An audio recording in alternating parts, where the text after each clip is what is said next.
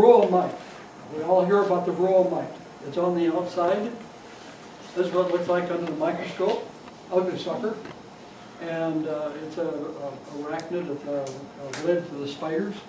But I don't know if you can see it on here, but there's certain ones that are on the adult bees. There's one here. You can see them with the unaided eye without a microscope, but it's easier under a microscope. What the Varroa mite does is that the female will lay eggs on the larva and then pupa. The mite likes the drone better than it likes the worker, because the drone has a longer life that it can grow in the cell. Visible symptoms of Varroa mite damage can be evident on newly emerged bees due to the mite feeding on the immatures within the cell. The newly emerged bees may be smaller than normal, or they have crumpled or disoriented wings. You see the little wings, little bits sticking out. When a bee emerges from here, you don't see much for wings, do you?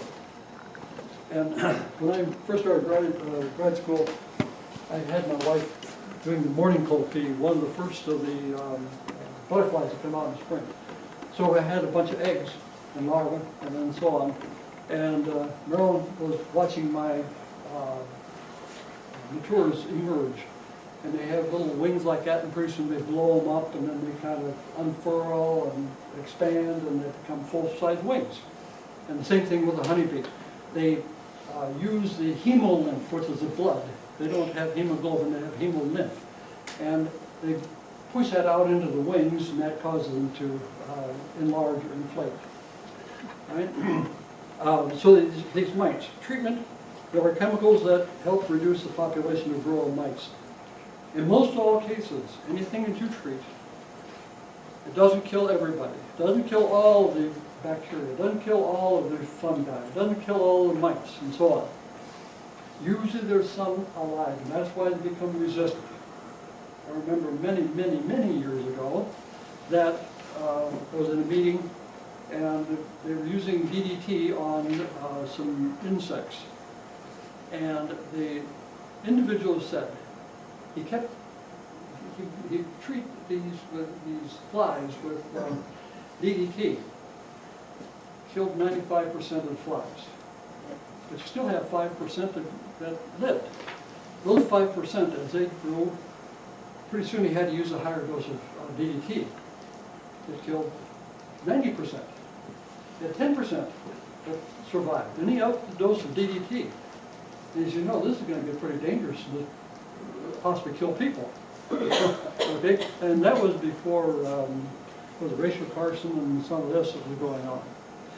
Okay, follow manufacturers' recommendations when using the following chemicals or any of the others, not just the following ones, any of them. The Apistan fluvalinate. This comes as a little. I haven't used them for a long time personally, but you can buy the Apistan fluvalinate. It's a chemical, you don't want it, you want to put it on early and when there's the right temperature.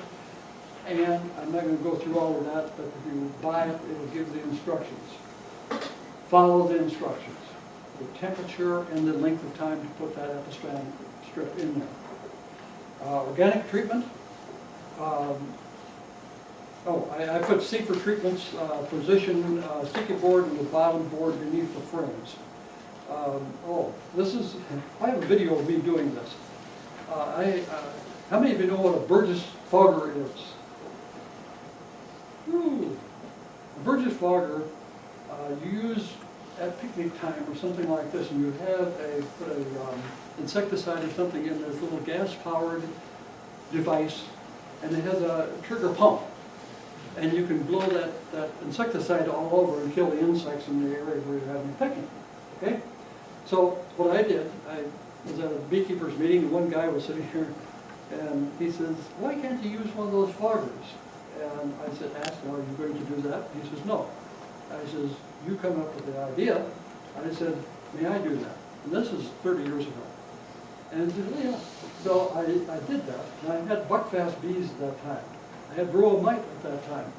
And I have a video of me pumping the mineral oil from this Burgess fogger. If you want me to bring it sometime, sometime during the summer in our other meetings.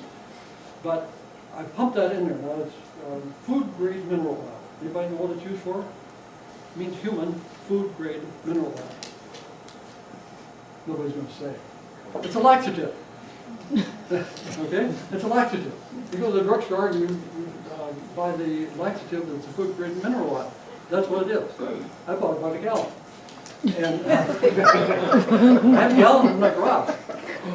And so you put this in this fogger, light it up and so on, get the heat going, and you pump that in the entrance. Smoke comes out all over. The bees don't leave. They hum a little bit, and so on. The mites drop off like mad. Okay? And there are people that use this, but I wouldn't use it again when there's honey flow, although food-grade mineral oil would be bad for you. I don't think so. Organic treatment, spearmint. I use this, I mentioned this earlier, mix 22 drops of or 1 cubic centimeter in 1 pint of sugar syrup or honey, then add another pint of sugar syrup or honey to make a quart. I should have said with the honey, 1 pint of honey and put in 1 pint of water. I made an error there. And it should be 1 pint of water. You want to dilute the honey so that the bees will take it. And they will take it. And they take it with gusto. Peppermint soaked in cloth and placed on the top bar above the bees causes mites to drop off. Use a screen bottom board if you follow using this peppermint spearmint and so on. Use a screen bottom board. Making vegetable oil patties. Vegetable oil patties, you mix 1 part vegetable oil, and I usually say crisp, 1 part vegetable oil and 2 parts of powdered sugar. Place it above the brood as a patty, and this causes the mites to leave the bee.